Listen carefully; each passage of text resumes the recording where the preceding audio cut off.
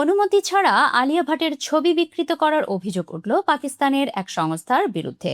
এক পোশাক প্রস্তুতকারী সংস্থার সমাজ মাধ্যম থেকে আলিয়ার বেশ কয়েকটি ছবি প্রকাশ করা হয়। সংস্থার পোশাকেই দেখা যায় আলিয়াকে। তারপরেই প্রশ্ন উঠতে থাকে, সত্যি কি পাক ব্র্যান্ডের মুখ হয়ে কাজ করছেন আলিয়া? কিছুক্ষণের মধ্যেই ভাঙে ভুল। সম্প্রতি সোশ্যাল মিডিয়ায় প্রকাশিত ছবিতে তার পরনে ছিল পাকিস্তানের নামী ব্র্যান্ডের বাহারি সালোয়ার কামিজ এবং কারুকাজ খচিত ওড়না। দেখে মনে হবে যেন সীমান্তের ওপারের কোনো রাজকীয় বংশের শাহজাদি তিনি। এই ছবিগুলো ঝড়ের গতিতে ভাইরাল হতেই নেটপাড়ায় শোরগোল পড়ে যায়। তবে কি রণবীরের ঘরণী এবার ভারতের গণ্ডি পেরিয়ে পাকিস্তানের ব্র্যান্ড অ্যাম্বাসেডর হলেন? ভক্তদের চোখে যখন বিস্ময় আর উত্তেজনার পারদ তুঙ্গে, তখনই সামনে এলো এক বিস্ফোরক সত্য।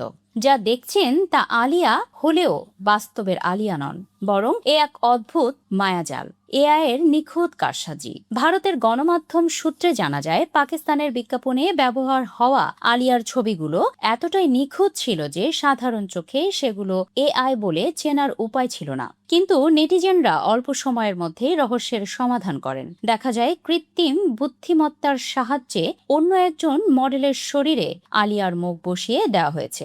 বিষয়টি প্রকাশ্যে আসতেই গর্জে ওঠেন ভক্তরা। তাদের স্পষ্ট দাবি, কোনো আন্তর্জাতিক ব্র্যান্ড এভাবে একজন প্রথম সারির অভিনেত্রীর অনুমতি ছাড়া তার ছবি বাণিজ্যিক স্বার্থে ব্যবহার করতে পারে না। আলিয়ার ভক্তদের অনেকে তো আগাম সতর্কতা দিয়ে লিখেছেন, আলিয়া যদি এটি জানতে পারেন তবে ওই সংস্থার বিরুদ্ধে কড়া আইনি পদক্ষেপ নেওয়া উচিত। যদিও এই বিতর্কের মাঝেই একদল অনুরাগী আবার প্রযুক্তিগত উৎকর্ষের প্রশংসা করেছেন। তাদের মতে এআইয়ের মাধ্যমে তৈরি এই ছবিগুলোতে আলিয়াকে এতই সুন্দর দেখাচ্ছে যে অভিনেত্রী নিজেও হয়তো খুশি হবেন। তবে এর বিপরীতে অধিকাংশের যুক্তি হলো, সৃজনশীলতা বা সৌন্দর্য যাই থাকুক না কেন, পেশাদারিত্ব ও ব্যক্তি অধিকার লঙ্ঘনের বিষয়টি এখানে সবচেয়ে বড় অপরাধ।